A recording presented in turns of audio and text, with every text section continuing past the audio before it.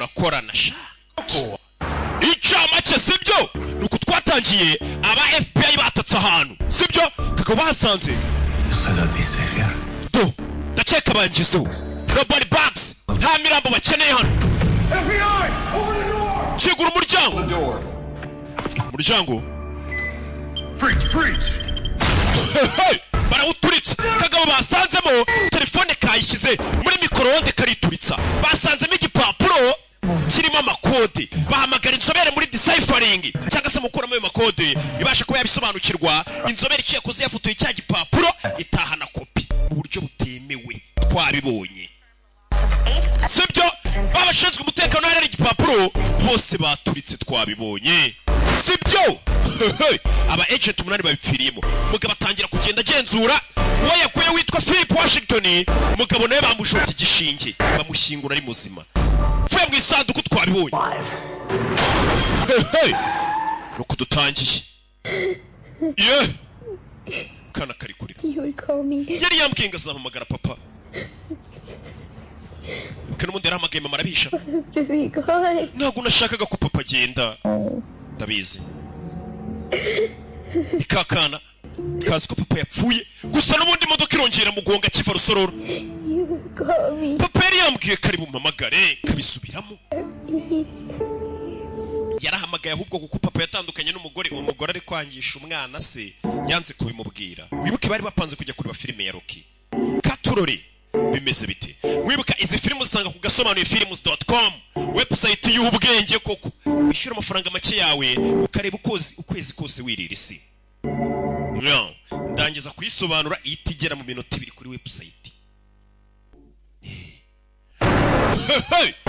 nuko tugatangiye banyise Rocky abanzi ubundi ntabwo bajya bangereranya bimeze bite rero nuko tugatangiye umugabo niwe wenyine wabashe kubona rwa rupapuro ndetse urupapuro rw'amakode yaratangiye kugenda huza izina rya mbere kwe muri urupapuro yasanze n'umuntu witwa Gordon Jimmy yarapfuye hashize amezi birapfuye uwa kabiri yasanze nawe ari gupfa umugabo twabonye bamugonga akivanwa rusororo bimeze bite bari bamushyinguye ari muzima ese rupapuro ruri iki rwanditse mu makode bamwe bararureba bakavuga ngo rwanditse rurimo igishinwa hieroglyphe bimwe by'abanyamisiri bya mbere iki n'iki ikiratini mbega bakeneye umuntu wa danger ndetse yagiye arimo ibishushanyo ku buryo ari amakode ahambaye bakeneye inzobere kuko ayo makode yayagira gute gusa sinzi bararukora urupapuro FBI butuvugana urupapuro nta rwifite bimeze bite wicara hamwe utuza gusa kuva rero ko wagafashemo nta mayobera ngiye niyemeje kujya mba filime ukagira ngo uri kuyireba mu kinyarwanda ijambo kurindi aizo njya mbona gere Cypher ko bakize nagere akorino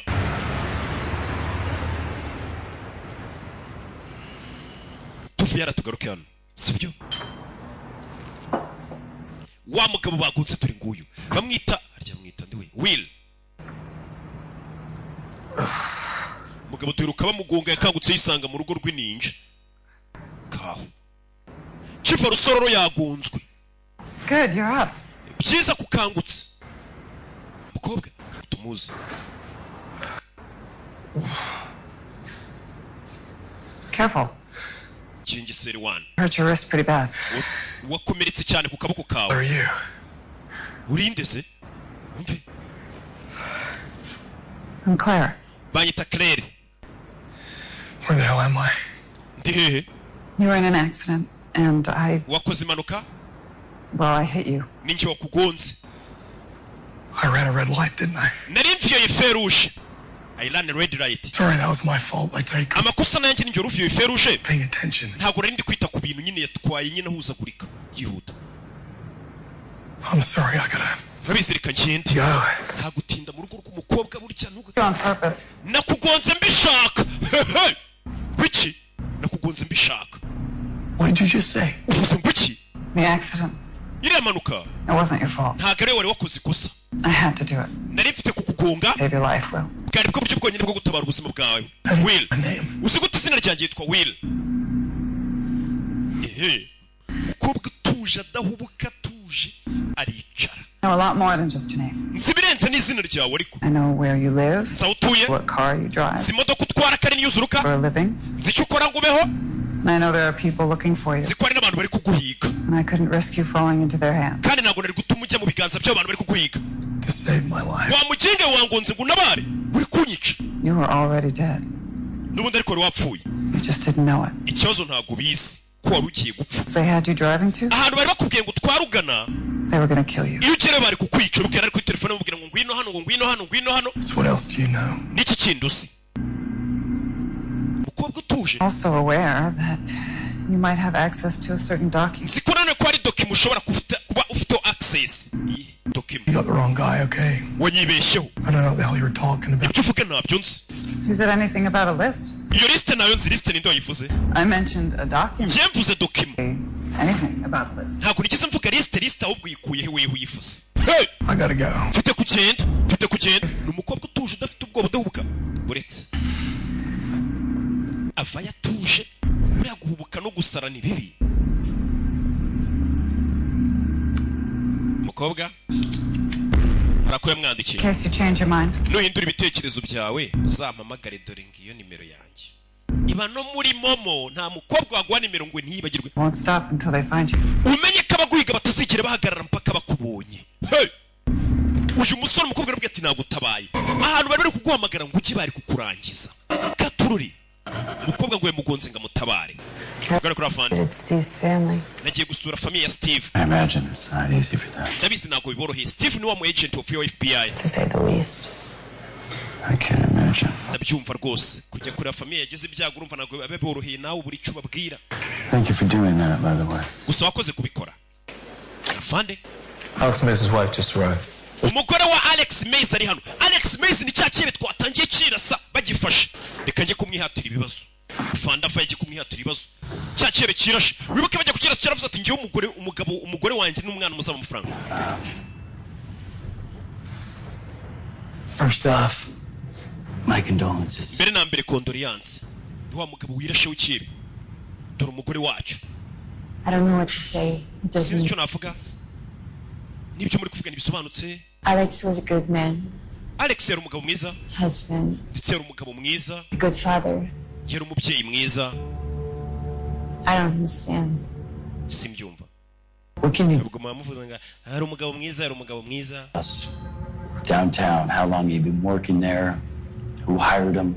ese umugabo wamaze igihe kingana iki akora hariya ninde wamuhaye akazi The first time I heard about the warehouse incident is when you first called me. ibya iriya warehouse mwamusanze munabyumvishe bwa mbere mumagaye Husbands. Where did you think he was working, Mark? ese urakeka umugabo wayakoraga yiki In Pasadena. njye rero mbwiye ko akora Pasadena muri recovery center We would have lunch there every Thursday. buri wa kane twajyaga kuryayo Marta, your husband was working for some very bad men. Marita umugabo wawe yakoreraga abantu babi cyane I assure you, if you keep anything from me, I will find out. kandi nkumenyesha ko nugira n'icumisha nzakivumbura umve I tell you what, reka nkubwire take my card. fata ikarita yanjye Go home tonight and think ukiri ijoro mu rugo utekereze about anything you might have forgotten. utekereze ku kintu waba wibagiye kutubwira sibyo I will. ndabikora I promise. ndagusezeranya ndabikora byiza Because I want you to help us figure this whole thing out. ndagira ngo ngufashe nawe usobanukirwe ibintu Blackmailing your husband. wabona umugabo we baba bari no kumukoresha ku gahato What I don't want you to do is lie to us. Because if you do, sinshaka kutubeshya kuko nutubeshya things could get very bad for you. Do you understand me? ibintu bishobora kuza kukugora uranyumva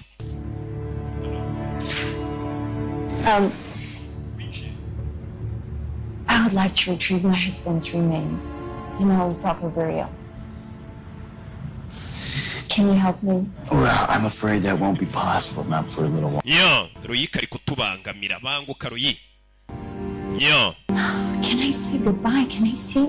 none si basi umugabo wanjye mwamunyereka nkamusezera I'm afraid I can't allow that to happen. ibyo ntabwo nakwemera ko biba muri kano kanya Your husband's body is undergoing a series of tests, actually, at another umugabo wawe umurambuye bari kubanza kuwupima If it was up to me, iyo biza kuba aribyo bihitamo I would, but nari kukureka ukamureba ariko sinjye I'm sorry. babarire Now, what I can do, icyo nakora ni And I don't recommend you look at them due to their graphic nature, but show you some fun. nubwo nakugira inama yo kureba ifoto y'ukuntu yirashe ariko wahitamo yinyereke areba ifoto y'umugabo ukuntu yapfuye.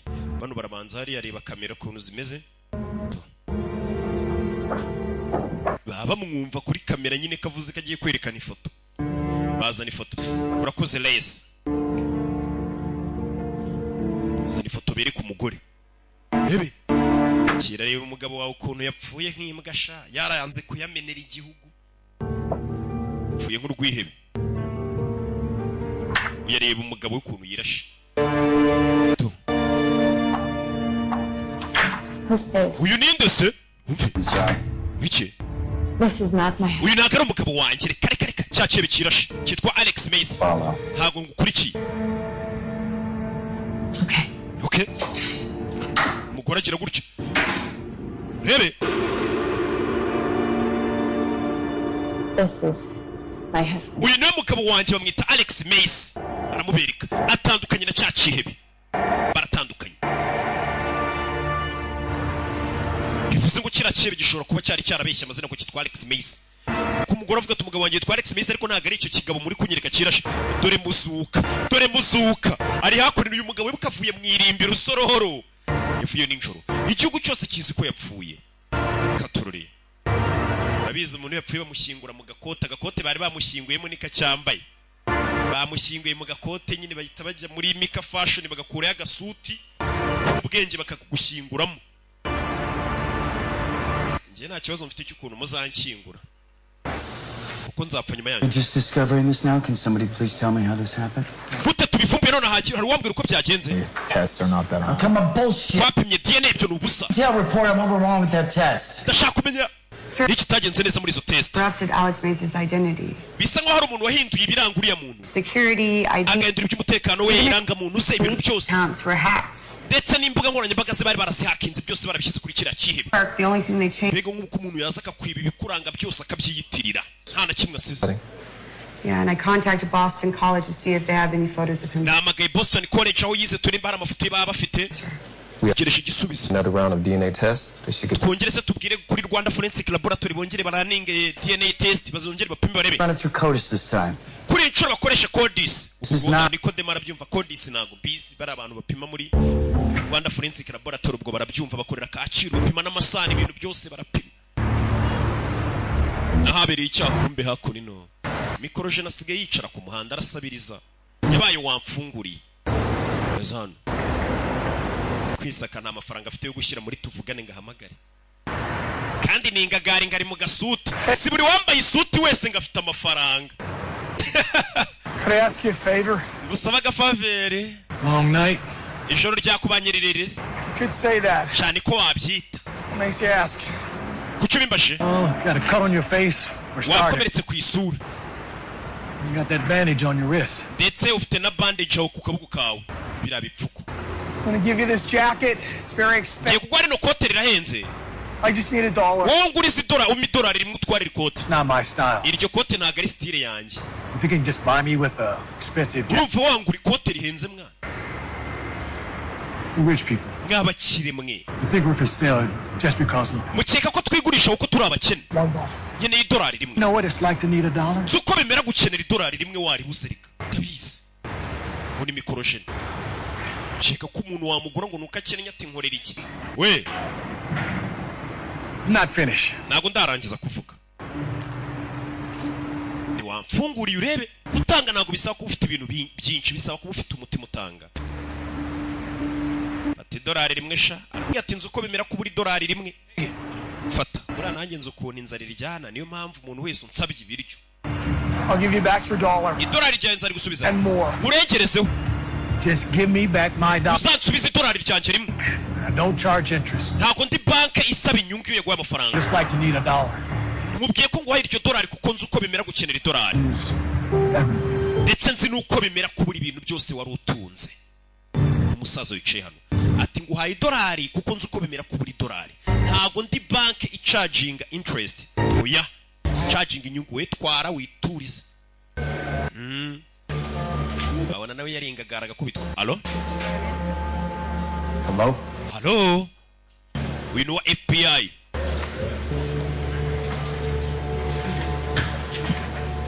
wibuka uyu niwe rurangiye akazi Will Scott amurangira ikira akamubwira ati ngwino udufashe gukura kode mu rupapuro twabonye. Will witwa Kat. It's me. Ni jewe. What the hell, Will?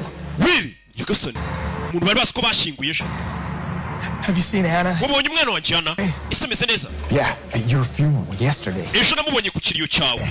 Nyagasani mugabanga. Yari yarakaye. What kind of question is that? Of course she's upset. She thinks you're dead. Cyo kibazo nyabacumba se nyiri umwana we yari yarakaye kuko yapfuye. Right now, listen, I need to make sure Anna... Ndashaka kumenya ko umwana wanjye Anna amayinite ahita mushirana. Ahita mushirana nawe urayazi bagito. Siki. Yuko yarumiwe je agiye gushingura Will Scott. Yumvishe Will Scott amuhamagara. Gaturore. Yari hano telefone irafusona. Kurt! Kat! Yeah. Yego. I asked you one serious question. Giye kubaza ikindi kibazo kiri seri. Who else have you contacted and who else knows you're alive? Ninde nduhamagaye ninde ndusukuri muzima. Niwe wenyine. But we're gonna keep it that way. Bikomeye gutyo ntukintu tubwira. Find you and Giye kuza kureba tubikemure. I'm downtown. Gende mujyi rwagati. Santa Fe and 7th. Corner of Santa Fe ni hari. Okay, there's an old parking garage. Uyatangira kumurangira hari ahantu hari parikingi. 7th and Western. I'll meet you inside it. Mwanda wa karindwi. Yeah, give me an hour. Urabanza umisaha ariko. Something I need to take care of. Hari ibintu ngiye kubanza kwitaho. Hey, stay safe, Will. And no matter what you do not... Wirinde ntukiri ikintu cyari cyose ukora ntugire ufukisha. Se duhure. Uyu ni mushuti we ukorera FBI. Uyahoza akorera NSA. Bari baramuhagaritse. Kuri National Security Agency NSA y'Amerika ko bayita. Yakoreraga Will Scott witwa Kat yarumiwe ariko uzi kujya ku kiriyo cy'umuntu isho kumvara guhamagaye ati bimeze bite broze. Ikibazo bikureba ibinyamakuru hano byasohotse. Kora mu kinyamakuru hano aziko neruka kubona ikinyamakuru we.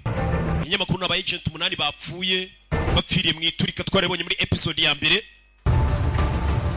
Komeza kureba ikinyamakuru. Kureba hano Will Scott waza akora NSA aruhuke mu mahoro Nyagasani. Ibinyamakuru byamutangaje byamubitse. Dental analysis and DNA came back without results. Abantu bapimye amenyo bapimye na DNA batubwiye ko abantu batandukanye. We ran a full body x-ray. Ndetse no birose twawupimye bya x-ray. Prosthesis in the victim's upper right shoulder. Dusangure wapfuye yari afite akantu k'insimbura ngingo mu rutugu rwe. Surgery took place 2 to 3 years ago. Bagushize mu rutugu mu kaguru kakuma. Markings on the prosthesis itself. Kano ka prosthesis niko batwita. Tura tuntu tw'insimbura ngingo. Center. We've already initiated. Kaba kariho serial number z'ivuriro ryakaguteyemo. Undergone surgery, there would have been 2 working surgeons. Turebye abantu bashize mutwe tuntu. Harimo umuganga witwa Andy Osma. We've already tugiye gwero tureba. match the serial numbers to the ones in our record. Bivuze ngo tugiye kureba izo serial numbers ziri kuri kakano k'insimbura ngingo. Basanze muri uwo mugabo. Trace it back to the... Wa wundi wirashe kugira ngo bamenye iryo vuriro bamuterima ku kantu k'insimbura ngingo. Nta myirondoro basigaranye bamenye uwo ari we. Kuko uriya mugabo babonye wirashe kira kiebe cyaribye imyirondoro y'umuntu witwa Alex Mace. None bagisanzemo insimbura ngingo ufite serial number barashaka kujya kureba iryo vuriro ryamushyizemo iyo nsimbura ngingo. Rather than some... bamenye nyine imyirondoro ye. Provide us with any information. All right, Kurt. You may explore that avenue, but I want all other agents to stay. Abandi bose bakomeye ku kazi. Good work. Dismissed. Muchishene. Unafandi. Gatori.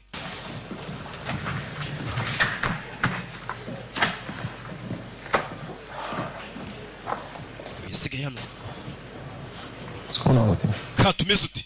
Wibuke Kati yahamagawe n'umuntu ejo yashyinguye afite ubwoba nawe ntago ari kubyumva. Bagenzi be barabona tumeze ute mwana ko tubona utarwiyambitse. Ruba rurubwa. Gatori. Uyavaye yihuse cyane yavuganye na Will Scott ko bagiye guhura ejo arabizi yaramwishinguriye aracyari muzima ate. Nakubwiye ngo iriya liste nari ya makode yayo tutarasobanukirwa hishe byinshi. Hey! Gatori. Uyavayo. Nyaw. Avayo yihuse cyane ajye kuri uko bimeze. Zakurimo. Kumbe dore ku ishuri. Kana kari hano kapfushije papa nta byishimo gafite. Wibuke bamushyinguye ejo. Na bihugu ni n'abagome. Ejo umwana yavuye gushyingura se nta nubwo bamuha icyumweru cy'akaruhuko. Ugomba kubyukira ku ishuri saa moya.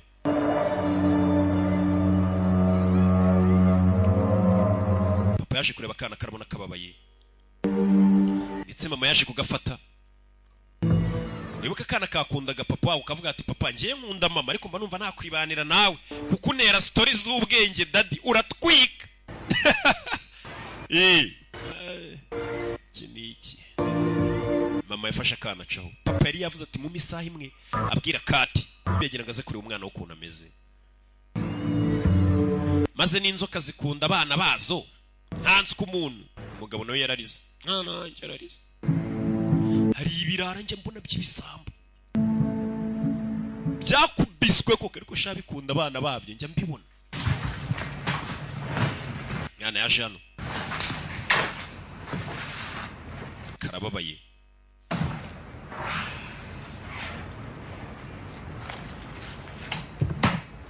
Wibutse ukeneye kwamamaza kuri izi filime uhamagara ku cyicaro gikuru cy'Agasobanuye mu Rwanda. Do your favorite sandwich? Ntabwo kore ya sandwich ukunda. Nayo nshaka kurya.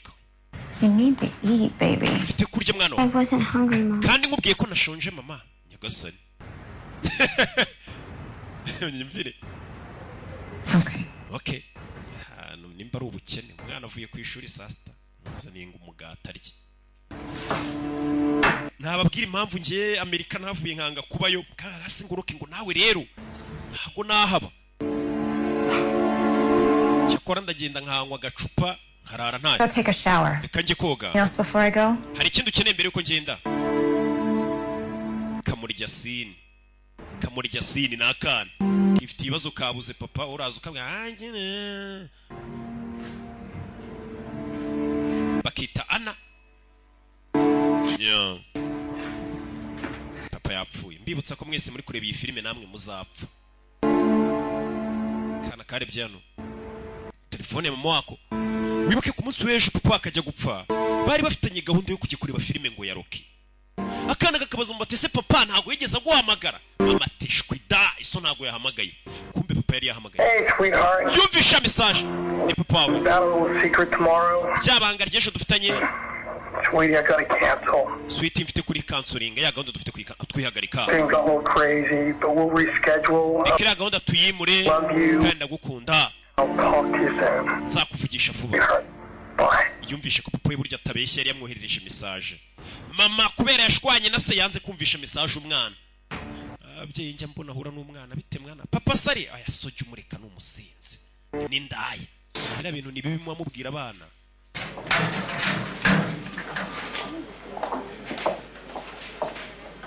Twigarukire muri FBI.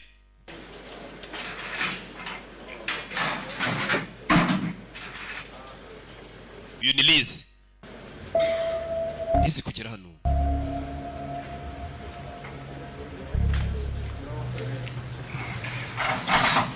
Do.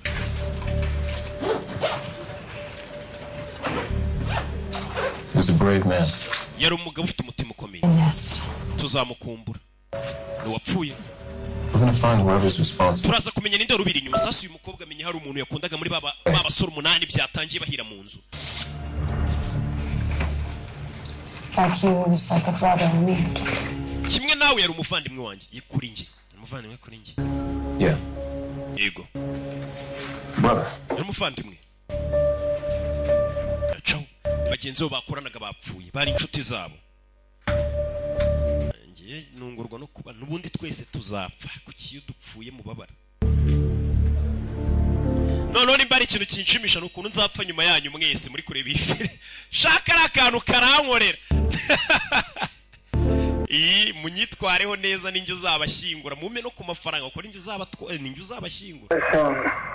Sweetie, I gotta cancel. Umwana akomeje kumva ya message yohererejwe na se.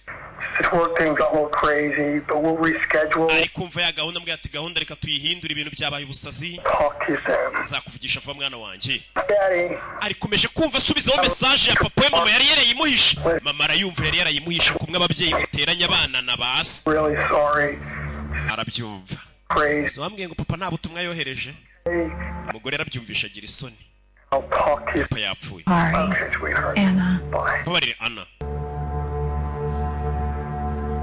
You said he didn't call. Wambwiye ko papa atigeze ahamagara. Siko wambwiye? Twana twarikuje mu iminsi. Ngaho fata telefone yawe. Hey, sweetheart, it's Daddy. karongera karayipureyinga agacaho Secret tomorrow. yari yamubeshye umwana aragiyirirwa kuri sara ategereje ngo papa ze barebe filime aramubura ataha yarakariye se ari nabwo iryo joro yumvaga ngo papa yapfuye barakwereka muri iryo joro bari ijoro nimba ari no kumanywa sinzi yaje hano parika hano ibi filime yo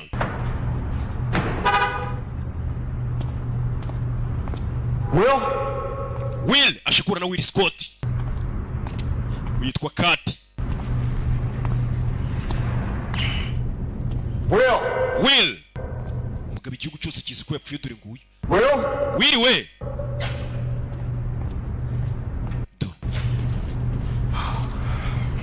Shit, man. Shit. It's good to see you, but what? It's a long story. Back to the document. Document. Okay, now where? Cyerekeranye na document. It's a hit list. Kurt. Ya document iri hariya burya ni hit list, ni list y'abagomba gupfa. I decoded the first name and then I was taken out. Nibwo nari mvumbuye izina rya mbere bahita banshyira hasi. Nabyutse ndi mu isanduku. I guess you did. Cyane. Yagasani.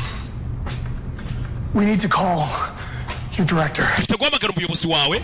No, look, this is clearly bigger than you and me. Bino bintu birenze njye nawe. What you need to do first is icyo dufite gukora radar for a bit. ni ukubanza kuba twihishe tugaceceka. Who else knows about this? Ninde wundi uzi ibintu? Who do I trust? Ninde wundi usa nizeye? We wenyine. An hour before meeting me. Where were you? Umaze isaha.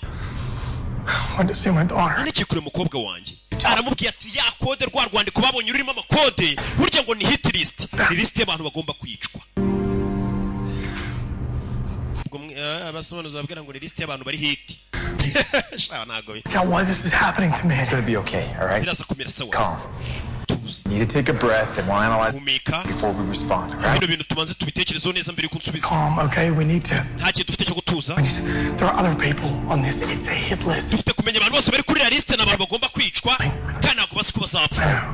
Just for a second. You say it's a hit list. Who's up next? Each line requires a key. With each one, I have to start anew. Contact director. I gotta get. That's the only way. Got that level of protection to get this done. I'm not.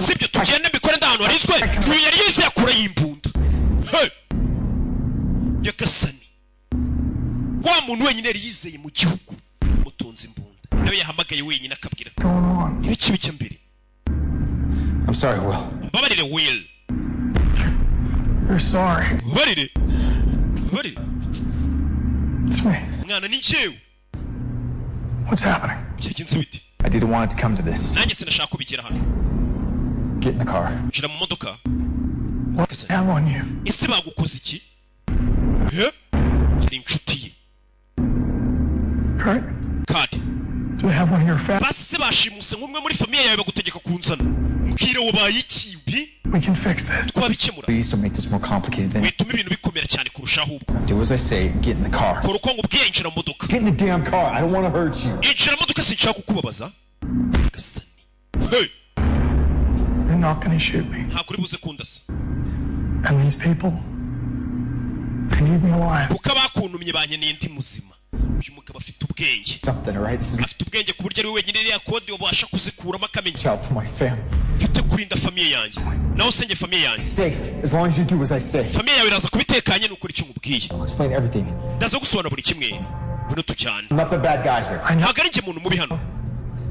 We screw them.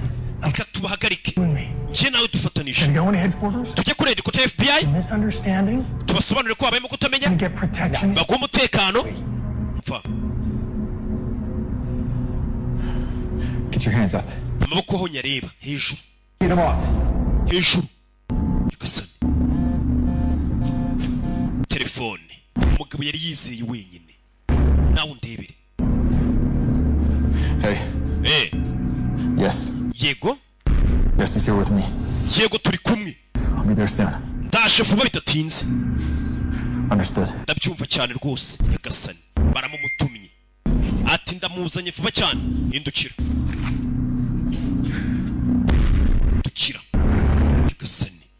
Hey. What happened to the crew line now? Ese Kati narinzi wabaye iki? Around. Ndavuze ngo uhindukira. Well, you've been playing both sides. Umaze igihe kingana iki uri kirumira habiri? Put your hands behind your back. Amaboko inyuma y'umugongo.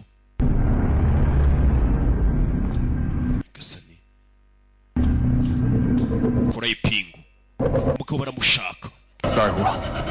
babarire Will mutwe kuzuru cyawe punch fata imbundano wapi bose nabashinzwe umutekano rebe do barakigira biyirukira ku mbunda biyirukira ku modoka umwe ku mbunda undi ku modoka ndagiye uzaba barani mu gatsata rebe kishene fire mugabo aciyeho katurori sasu yo baramumutumye nawe bakoranaga yarashinzwe umutekano yari inshuti ye ahisha imbundano hagarara FBI soka modoka fata umudukano rebe arakurikira zinga imodoka yihuse cyane arakurikira muhanda hagati mama umutumye mbese bite ese uyu mugabo ni bande bamushaka no kuri telefone uyu mugabo nta nubwo yaragikora akazi ka leta gusa ni wenyine wabasha kumenya ko cya gipapuro burya ari lisiti y'amazina y'abantu bagomba kwicwa wibuka uwa mbere yasanze yarapfuye yavumbuye uwa kabiri kimugera asanga nawe ari gupfa ari gusamba aribwo bamushyinguraga ari muzima gusa ngira lisiti iracyari y'amazina y'abantu benshi bagomba kwicwa kandi kugira ngo umenye ayo mazina biragoye yakurikiwe mu mujyi hagati katikati wibutse izi filime kuri BTN TV aga saa 9 kugeza saa 10 buri munsi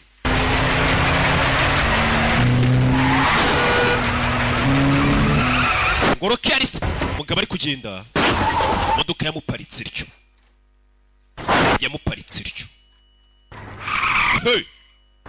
modoka yari idunze irongera ireguka urebe filime uyaparika hano wari umukurikira asigaye gusa yari inshuti ye ndetse yanamaze agati bagukoze iki kiri gutuma ushaka kundangiza yaje kumureba kati ndiba yari inshuti ye kumara nanjye nubwo yifuza kwapfa si buri uguhe mu kingo nawe umugirire nabi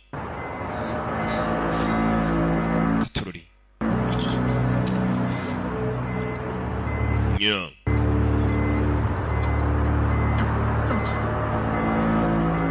mugabo nuko yapfuye meze biti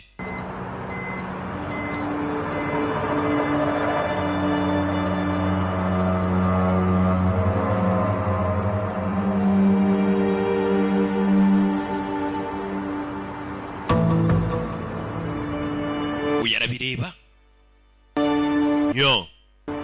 bazi ko yapfuye mu gihugu cyose n'uwo yari yizeye yaragiye guha amakuru nuko bigenze ikiyakoze nta kindi yagufatiye telefone uyu mugabo yari afite wibuke noneho yavuganiragaho n'abari bamumutumye arayitwara zino telefone buriya ziba zibitse amabanga nk'ay'isuyime yo muri roge sha biba bimeze kimwe buriya nayo ngiyo ibitse amabanga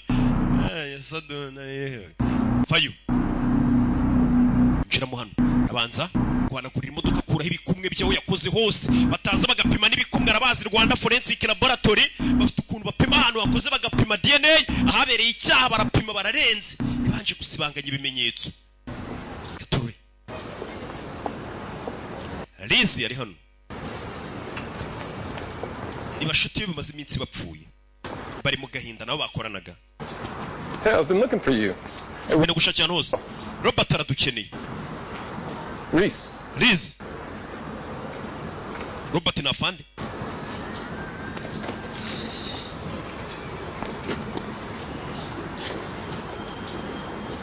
Something wrong? Hari kibazo Just got back from the morgue. Mvuye muri morgue Robert wanted me to check with his team of analysis. Barambwe ngo nje kureba ubusesenguzi bwakozwe ku bapfuye And identified suicide victims. cyane kuri wa undi wiyahuye cya kibe kirashe tugiye kugifata I saw. Nabonye So what? Ubonye iki Saw the remains of the bodies. Nabonye ibisigarizwa by'imibiri y'abagenzi bacu kwibuke bapfuye baturikijwe ubwo nyine nizingaro hirya akaboko hirya iki niki Gonna do anything for us. kurakara ntacyo biri bukumarire ntacyo biri budufashe Way to beat it though. hari uburyo bumwe twabikemuramo You know what that is, don't you? uzi ubwo buryo kubabara nta kintu byahindura I was 17. When I got the news my father passed. Nari mfite imyaka 17 ubwo namenyaga ko papa yapfuye. Stabbed twice in the chest. Bamujombye icyuma kabiri mu gituza. For dead in an alley right off Sycamore. Bamusigaho mu muhanda nyine. Can't even begin to describe the pain I felt. Ntabwo nakubwira uburibwe numvishe mfite. Life goes on. Gusa ubuzima burakomeza. Life just goes on. Ubuzima burakomeza. Goes on with or without you. Bivuze ngo ubuzima bugomba gukomeza waba uhari waba udahari. Ubuzima burakomeza. Had to move forward. Nagombaga gukomeza ubuzima. Police Academy. Ninjira muri polisi, nditoza. Trained hard. In hopes of finding my father. Nditoza cyane mvuga ni nzafata umuntu wishe papa. And so I did. Kandi uwawishe papa kuko naramufashe. Maze kugera mu gipolisi. Nibalize. I'm not going to tell you that you don't get to grieve. Ntabwo nakubwira ngo urekere ukumva ufite agahinda. Look at me. Tibariko. Use the pain. Ubwo buribwe ufite bukoreshe. Use the pain. Ubwo buribwe bukoreshe. Sibyo. Nimba ko umuntu yaduye mu kiyaga dutwara bacu tumushake. David, tell me. David mbwira. Hari amakuru yakiriye. Agasani. Iki? Hari amakuru yakiriye. Yikangamo. Peterson, you and Norville headed to Boston, right? Peterson, wena mugenzi wawe mwerekeje muri Norville. IT connection. Twagiye kureba muri MIT ahuriya mugabo yize baracyari kwiga kuri cya kibe kirashe banze bakimenye. Full report of my destiny, I would dismiss. Nonzere raporo yose ku ntebe yanjye ni muyirangize muco. Bano baje hano.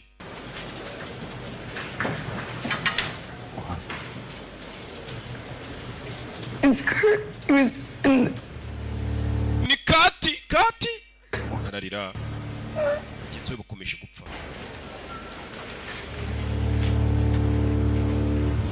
You're telling me we lost another agent? Urambwira ko twabuze undi mu agent? Pursuit of a suspect in downtown LA. Yarari guhiga ukekwa muri downtown muri Los Angeles.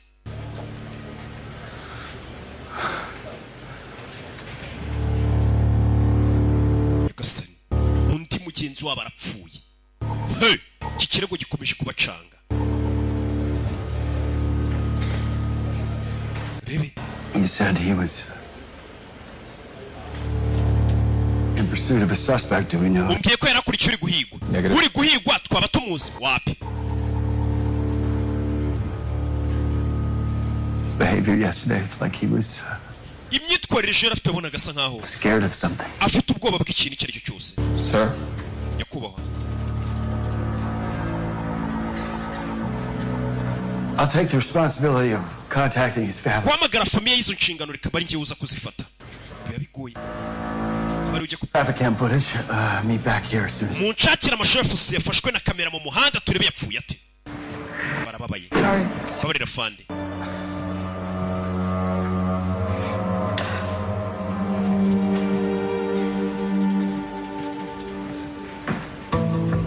Yeah.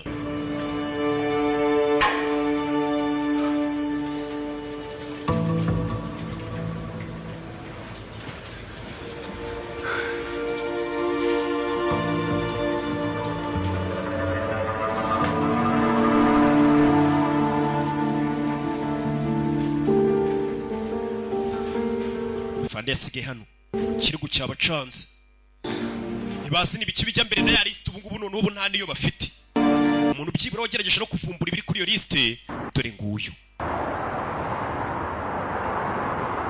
gusa nawe zamwumiyeho yabuze umuntu n'umwe yizeye ni ukumubona agenda n'amakoto kavuga ati dore ingagari sha mu gasuti yakuze muri Mika Fashion kumbe nta ngagari irimo zamwumiyeho buri muntu ubona agenda mu muhanda bayifite ibibazo bye asegeze gutya ashyira password muri telefone yandikamo kati biranga ni telefone wa mugenzi wapfuye ya kati uyayisigaranye nyine byibura rebe nimba nta makuru yayikoramo gusa nta password afite yifungura yicaye ku muhanda yicaye ibyapa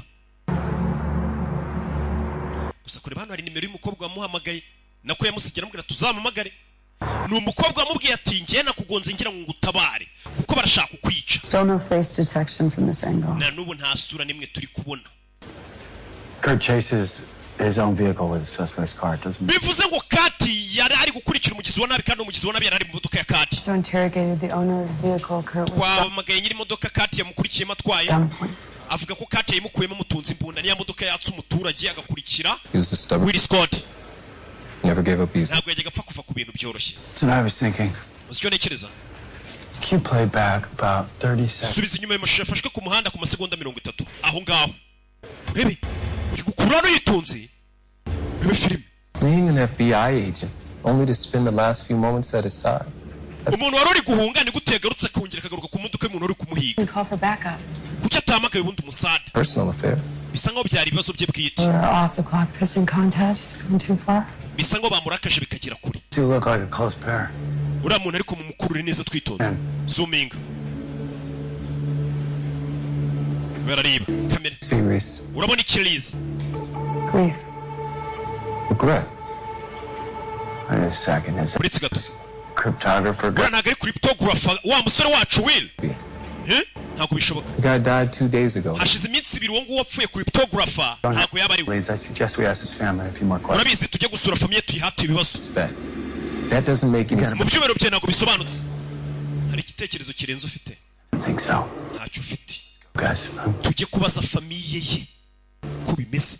Uyu we kamera yakuriye nabi wa musore wacu Will Scott. Bamwe baravuga ati amaze iminsi 2 yarapfuye. Afanda akavuga ati ariko ko mbona amaso ari abamuwagira ngo niwe. Ko wagira ngo niwe. Katorori. Yeah, it's in the repair shop. No, I should have it back tomorrow afternoon. Yeah, ejo nimugore nibwo nzabigarura. Ni wa mukobwa twabonye Claire. Claire hano arakomangirwa. Uyu niwe mukobwa wagonze Will akamubwira ati Will, hari abantu bari gushaka kukwica. Nakugonze ngira ngo mbagutabare batakwica. Ese uyu mukobwa ni muntu ki? Ahuriye he na kiriya kibazo ku buryo agongura musore akanamubwira ngo yashaka kumutabara. Uyu we ni muntu ki? Ni Claire. Uyamaze kubona ko yahungiyeho b'inshuti ze muri FBI nacu bamufashe bashatse no kumwica. Yagarutse kureba wa mukobwa bita Claire. Yarero ko nk'ibisanzwe amuzi ntabwo bamugereranya bamumenye ntabwo bamushidikanyaho. Ukeneye kwamamaza wamagara ku cyicaro gikuru cy'Agasobanuye bakita Rock Entertainment. Imana ibo mugisha ndabakunda cyane. Tuzabonane ku munsi w'ejo.